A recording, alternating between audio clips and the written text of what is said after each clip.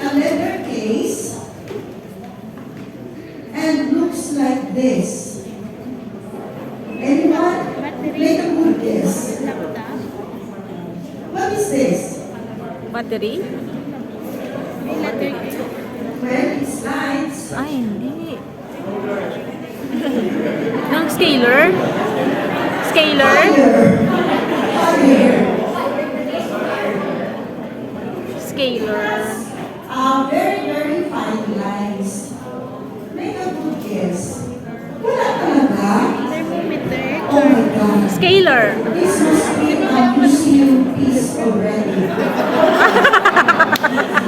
Well, anyway, Well, I really Nabatake man kami sa modern world. to buy me a slide rule when I was taking up my higher mathematics as part of my BS Chem degree.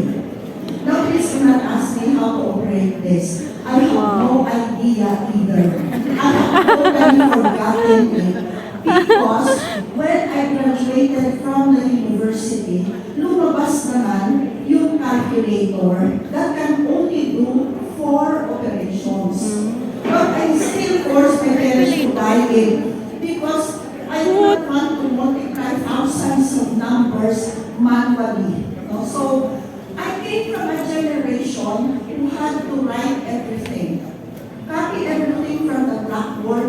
Go to the library because I want to find an information. Listen attentively to my teacher or else wala ka. No? Because you will never understand unless the source of your information is absent. Diba? No? So, that was how life was when I was at university. So going back to the question, how did I earn my PhD without Google? My answer is the very, very, very hard way. So lucky for all those who are here today, because more likely you have technology in your hands. You don't have to deal with this ancient slide rule. Okay? But you know, it's a must job seamless because this was the tool that is a status symbol 47 years ago. Let's say 57 years ago. That's how even the logo of the university is still. Because when you are bringing this with you, etong case na ito, it's a status symbol actually because when people see this, that means to say you are either taking up a degree in science and technology. Because these are only used by those who are taking up higher mathematics courses. Okay, now, so what does it have to do with what I'm going to tell you, share with you for today? Now, I'd like to divide my presentation into 4 parts. Perfect. I'd like to start with the perfect store. And then the digital age, which is the age of rapid innovation. And Innovation in the if you haven't fallen asleep by then, I should be able to talk about creativity and innovation in education and about innovation in the classroom. Many of us would often think that innovation would require geniuses. No? Creativity would, you would be thinking about Albert Einstein, Thomas Alva Edison, and the like. But we haven't really thought about the need for creativity and innovation in education. Okay. Let's take a look at some of the important innovations. In the late 1960s, John Adrian Shepard Barron think about the idea about ATMs. For the simple reason, he does not want to miss withdrawing his cash even at the middle of the night. So he patterned this from chocolate bar vending machines, out of the need. Then we have Michael Cooper of Motorola. Motorola is a familiar sounding name. Actually, they were the first one on the handheld mobile phone, which sprang from the idea idea that they got from the movie Star Trek, no? And the first public phone call via a handheld mobile phone was way back in 1973. The British paper maker, William Addis, got the idea of toothbrushes, believe it or not, people were sweeping the floors in prison way back in 1780. If you can clean the floor, you can clean your teeth with force here. Of course, in the 1940s, this was taken over by nylon toothbrushes. Happy for us, or else all the horses here would have no hair. 3M is a classic case study in most management courses because of the innovations in areas like tapes and adhesives. No? Take a look at your tapes and adhesives. The high end would be manufactured by 3M. So Dick Drew created masking tape, which helped, of course, in the task for automakers who are trying to paint the body of automobiles. And then eventually, he made DuPont cellophane into a packing material that is transparent, and that was the birth of Scotch tape. Yeah. There are more examples of all of these iconic innovations that otherwise we take for granted on a daily basis. Now, here is something unique. Airbnb, for example, and Pagoda do not own hotels, but they are the biggest provider of hotel accommodations worldwide. Now, I'm biased to Pagoda. Grab and Uber do not own any taxi or car for rent, but they are the biggest taxi operator internationally. Amazon and Alibaba do not own a chain of retail stores, and yet they are the biggest online shop and supplier worldwide. No? So, sa Pilipinas, mas popular po yung Lazada and Shopee. Okay? But worldwide, it's Amazon and Alibaba. So, ladies and gentlemen, welcome to the digital world driven by innovation and creativity. So, how did we come in this particular age? Well, take a look at our current situation, and you will realize this is a case by which we call ourselves at the middle of a perfect storm. Perfect in the sense that we just had a pandemic and it's still with us. We have the demographic shifts. We have globalization, a very distressed environment, and we are in the middle of the industry revolution 4.0. So I'd like to thank Dr. Roy Ponce for that very informative sharing this morning, because it will make my life a lot easier to explain. Perfect Now, signal. if you take a look at COVID-19, none of us was prepared for it. No? It wreaked havoc on all sectors of society. Rich and poor countries knelt down at the time of pandemic. It is difficult to estimate the long-term economic, behavioral, or even the societal effects, as these aspects have not been studied to a great extent, and it will take years before we realize it. The pandemic has led to dramatic changes in how teachers act, and of course, how students also behave. In demography, for example, income can affect education. As income increases, demand for quality education increases. Of course, average variables can also impact education, or age variables rather. As more young learners, the XY generation, enter schools, they would have greater demands to provide responsive and relevant curriculum, experiences, and services to the learners. No? Why? Because hindi na po sila mga baby boomers who will listen till the end of the day to their teachers. Then we have multicultural variables.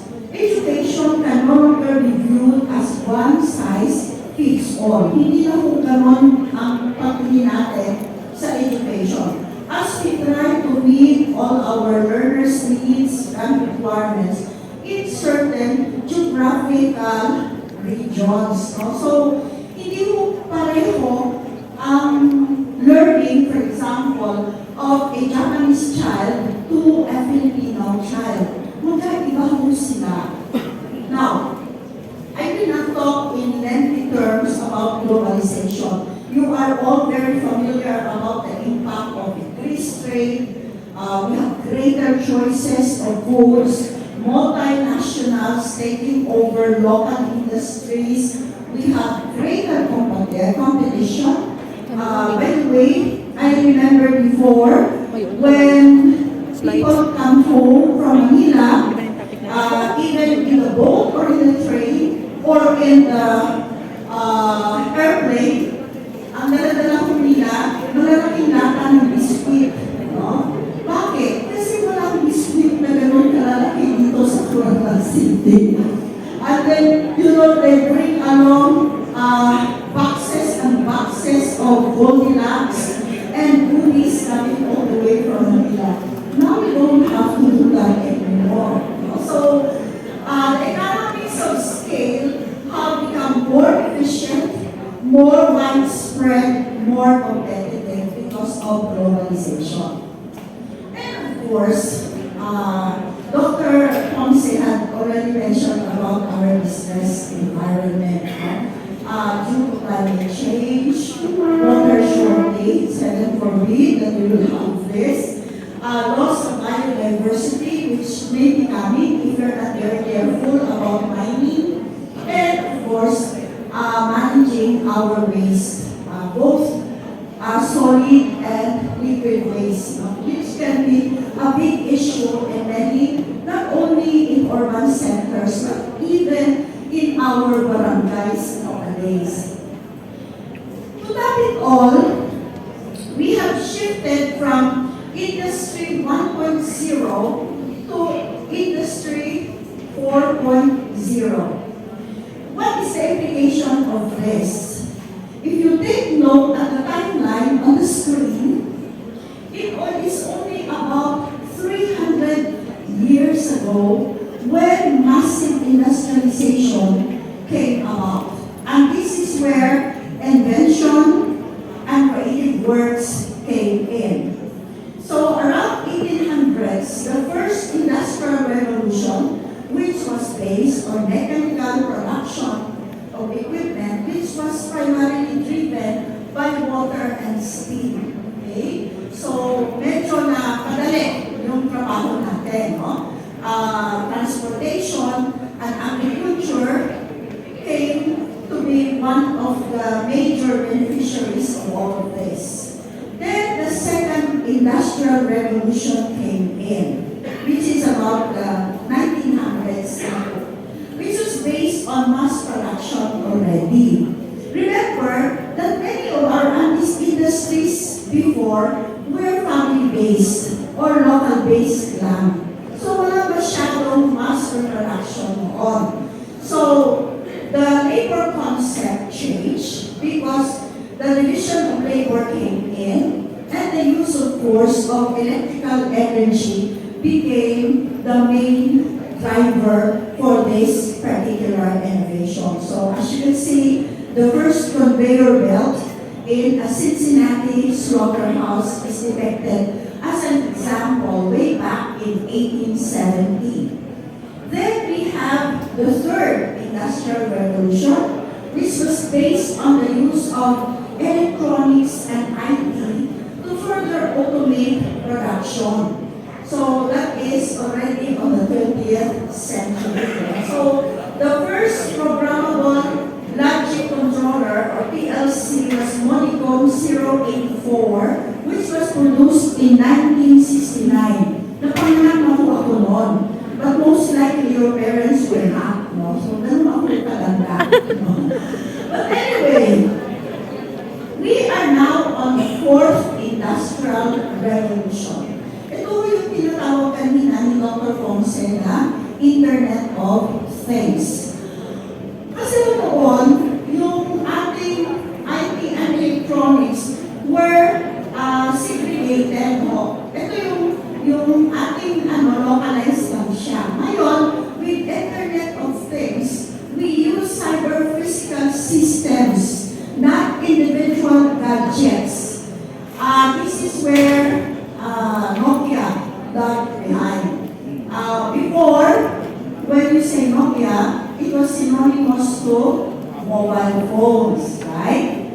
Unfortunately, it's not because they lack research, they lack innovation, they just have the wrong focus. No? Kasi nag-focus sila sa kanilang hardware while the others are focusing on applications. So when pumasok ang 5G, nakagawa na ako sila, no? By other competitors. Because the 5G allowed us to make use of various applications, as social media, for example, and other applications that was mentioned, like online banking, na kailangan natin pwede gamitin yung ating cellphones, no? My cousin spent half a day explaining to me how GCash works. And I told him, well, GCash, it must be very good and very convenient, but I still prefer to go to the bank and talk to the teller. And then one of my friends called up and said, Mommy, do you have a Viber account? And I said, Viber, wait a minute. The only Viber that I know is a snake. Mommy, ang Viber is an application sa ating mobile phone. Ang Viber, yun ang ahas. So, I know the difference by the way. Anyway, I now have a Viber account. It was educational interest in real. These developments will be real, significant, and relevant. Ang question dito is, what should be our response? Ano gagawin natin ngayon? So let's focus on one essential priority kasi parang ang dami natin gusto gawin. So that is to create a climate of innovation and creativity in the digital age. So if we are teachers, to create a climate of innovation and creativity in our school setting. Now, what would be the imperative here? Kailangan po natin to rethink our priorities and set about realizing them with passion, urgency, and determination. Or else, sinasabi na nila na pag-iwanan ako ang Pilipinas. No? So, kailangan na po natin na talagang determinado na tayo to catch up with the 21st century. Now, innovation and creativity as change drivers did not come overnight. Because I am sure you will tell me, we have already a lot of changes na nagawa sa ating educational system. Ang dami na, no? Ang innovation, hindi ka pa na-realize na eto na yung change, i-change na naman natin ulit, di ba? So we have so many passing our ears. And we already tried better. So, bakit tayo nag-shift from the old curriculum to K-12 curriculum. Ang dami na natin ginawa. We try to be better. May kulang pa ba? Ito, it is time for us to be different. Okay. Pag-isipan ko natin, bakit kailangan maging different? Okay. Actually, it has a bearing on our initial talk this morning about future state. So, we are now at the age of rapid innovation. There is a joke that the cell phone, the new cell phone that you bought today, will have a new version by tomorrow.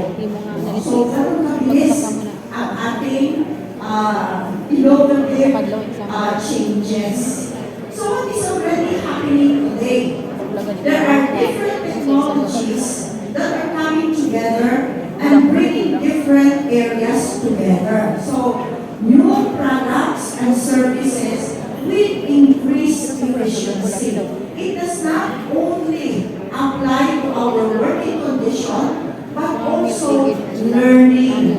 This will make learning better, more efficient, more effective. For example, buying goods and services, the way we order food. Sino ba nag-isip na kung dito kami mag-order, tapos i-deliver sa yung doorstep, diba? So, even booking a taxi, buying essential commodities online, no? And learning. We've met our experiences on flexible learning, blended learning, online learning. While it is true that we are going back to in-person or tinatawag po natin face-to-face learning, I think blended learning, flexible learning, and online learning are here to stay. Hindi lang tayo babalik doon sa dati. Okay. Then even financial transactions, I still have to figure out what is online banking, by the way, no? Paying bills, buying tickets, booking accommodations are done online. In fact, my son works in NCR, that's the one that services our ATM machine, says that in a few years from now, the ATMs will be phased out. No? And this will be actually be taken over by online banking. Okay. So, what is being developed? First, we have heard about robotics, virtual reality, 3D printing, the use of artificial intelligence. Abay, yung gusto sana, no? Hindi na ako magbibigay ng exam. Meron na akong rod dito. Nalagay lang sa yan, score mo 10 lang. Oh, I love that. Now, we have digital currencies and blockchains, currencies, and then quantum computing, computers that can do computations 1,000 times or even better than we have today. So that is what we call Internet of Things. Now, I can talk on and on, but siguro mas maganda if I focus on creativity and innovation in education. Okay. Now, the rise of creativity and developing innovation goes beyond the language. It's a goes beyond the language. It's a it has to go beyond the level of awareness. Meron pa man material dito na download mo, hindi mo naman naiintindihan. No? So, we need to have a better and deeper understanding about creativity and innovation. Now, una-una, ang tanong, what is creativity? Ano pala yung creativity? There are certain descriptors to it, to what the term is. Creativity is about solving problems. Okay? Pag may problema ka, hahanapan mo ng solusyon. Meron mga kasabihan na, if you have a problem, you don't want to solve it. It will solve itself. Wow! No? Galing naman. If I have a very difficult problem, pwede ko bang tulungan yun? No? Kaya ako na lang. Unfortunately, may kabiyak pa yan. If you don't solve the problem, three things will happen. Una, it will take a very long time before the solution comes in. Pangalawa, the problem will get worse. Okay? It will not go easy, but it will get worse. Pangatlo, the solution, whatever it is not something that you will like. So yung pangatlong, criteria, ang ibig sabihin nun, if you have a problem, solve it. Or else, ang kahinan man yan, hindi mo gusto. So, it is seeking new perspective. And therefore, nakakapit sa creativity ang innovation. Okay. And usually, creativity involves combinatory play. Ito yung in-espouse ni Albert Einstein. Ibig sabihin yan, hindi mo isang aspeto ang tinitingnan lang ng creativity. Ang daming perspective ang dapat mo tingnan. Okay? And so that you're able to synthesize things. Then, creativity needs a certain self-confidence, self-assurance na kaya mo itong gawin. And of course, pag sinabi mo kaya, it involves risk-taking. No? Kung natatakot ka, you will never be creative. Okay? So, ibig sabihin nun, creativity is the ability or quality displayed when solving unsolved problems, when developing original or novel or new solutions to problems others have solved differently, or when developing original and novel products. Yan. So, ang daming perspective. Make sure creativity can be anything under the heat of the sun kasi it covers a lot of things. Now, ano naman ang ibig sabihin ng innovation? So, innovation involves the successful exploitation of ideas. When it can be an entirely new idea, or in working whatever is an old idea, or the transferring and embedding of existing ideas into a new setting. Now, innovation, therefore, is the process by which new ideas are successfully exploited to create economic, social, and environmental values. I'll give you an example of what is innovation. If you recall, yung ating toothpaste, would have a cap, right? Screw-in cap. Now, siyempre, pag bukas mo ng cap, lalagay mo yun siya sa sink ninyo or sa lavabo, leave the toothpaste kasi busy kayo, wala nang time to screw it back. Right? One very innovative staff na Colgate Palmolive dropped a suggestion in the suggestion box.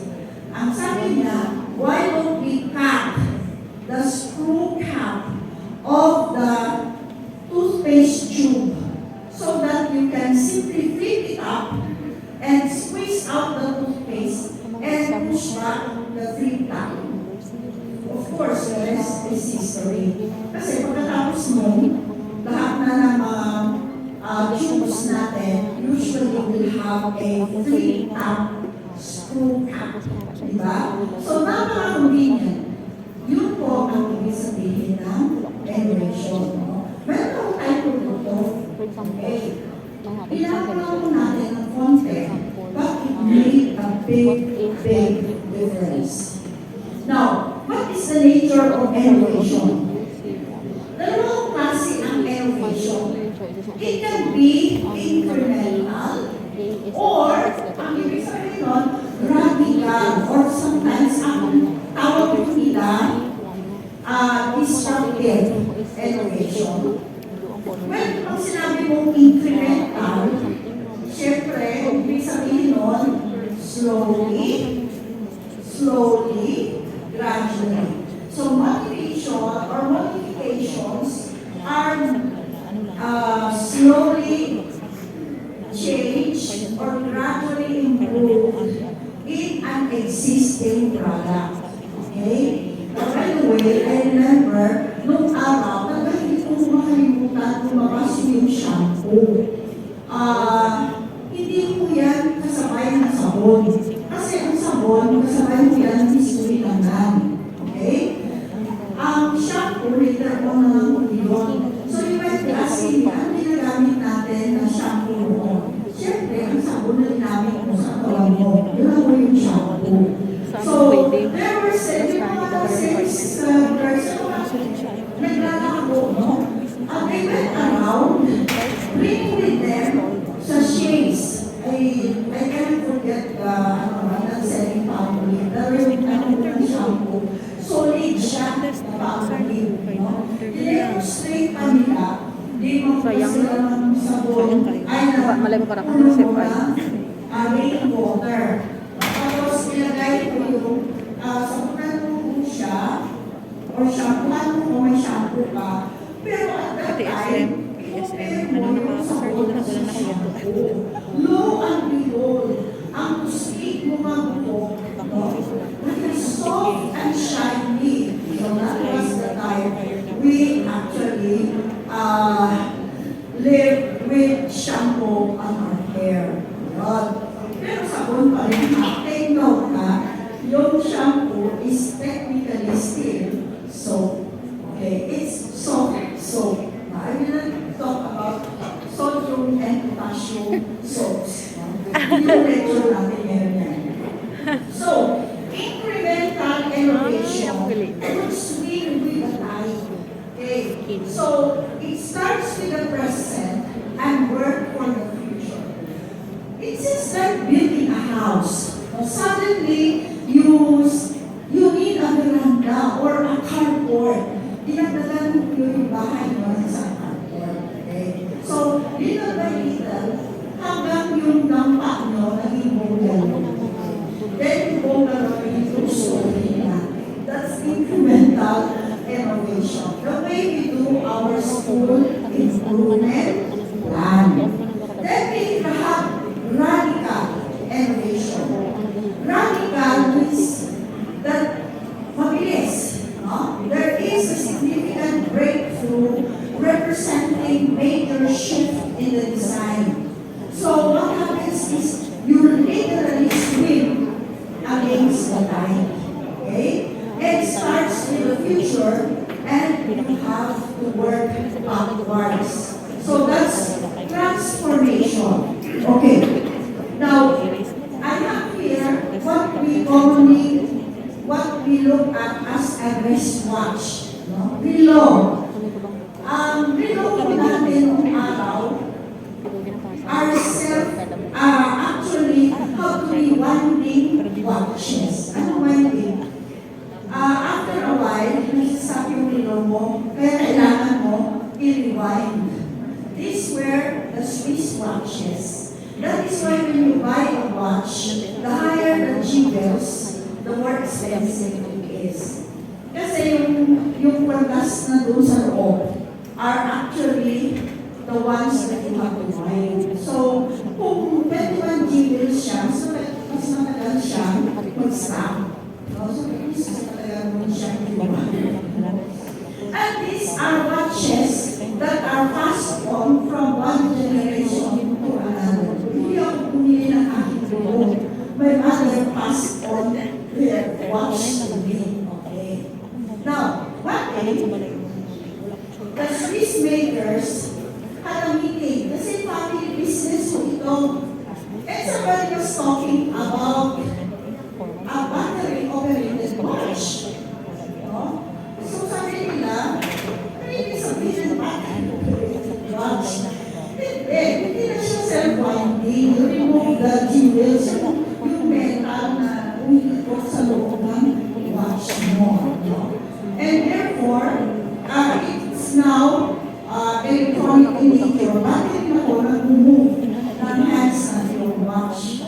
And then, the entire Swiss maker organization said, what will we do with that kind of watch? Well, one is cheap, no? And, you know, when the battery goes out, you can throw it away. And he said, who wants that kind of watch? Kailangan i-loan siya, no?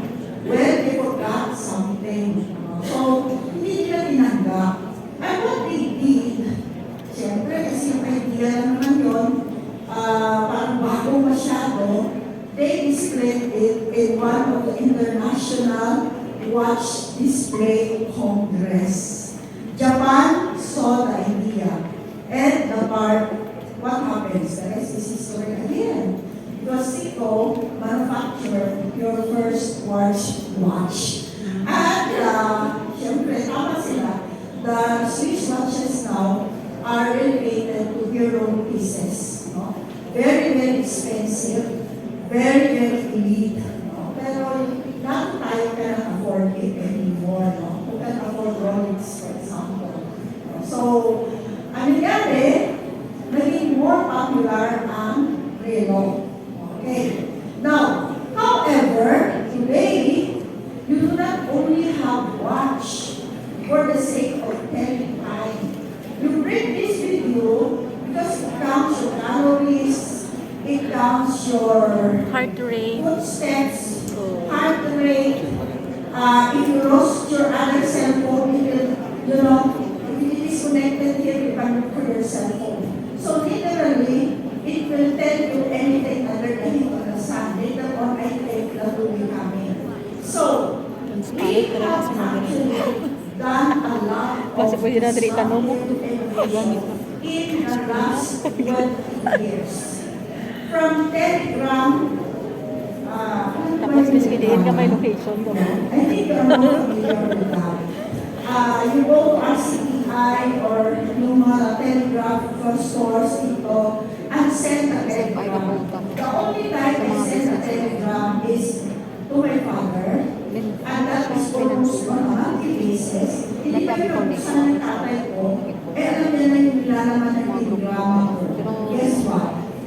Focus na siya Recent sa one na, although my parents usually be shocked if they receive a telegram from a member of the family. Bakit? Because usually they only send telegrams when there is an emergency, like death in the family. So, wala na po yun. Who would ever think that we were able to talk to our relatives on far-off places? And at the moment, those who are holding their cell phones more likely are talking to some of their friends elsewhere. Okay. So very disruptive, but it literally transformed our life. Okay. So, if you take a look at this, the nature of innovation, normally, it may want to start from incremental innovation. If the level of innovation is much, much higher, nagiging more radical siya na innovation. No? So, usually, pag radical ng innovation, this will be far from our existing practice. And the reason why it's called disruptive, kasi minsan, ang transformation turns our life upside down. Okay. Now, what do we mean by innovation in education? We are so attuned to what we call good practice and best practices. Now, why does it say beyond the best practice? Okay. Now, here are some imperatives to innovate. Ay, kailangan po natin. Nasa classroom po tayo. We have time-tested procedures. Pwede bang doon na lang tayo? We made this at school. So, innovation and creativity doesn't have to be lessening of standards. It needs to bring together a range of professional knowledge in partnership where all are seen to be equal. Hindi ko pwede mag-announce ka ako yung mag-innovate. Hindi ko tayo dapat. No? It's It's a collective, collaborative endeavor, and therefore this requires risk analysis and discipline. Now, however, schools need to be in an acceptable level before the freedom to innovate takes place. Dapat po future thinkers din yung mga tao. No? So, transformative innovation po yung tinitingnan po natin. And test things out, not just simply pilot, but learn from trying things out on behalf of the profession we are in. Now, when we talk about innovation sa education, ang leaders po dito are the teachers, right? So, here are the principles of teacher-led innovation. Una po, we should have a strong moral purpose why we need to innovate. And always consider this is not about us teachers. It is more focused on the students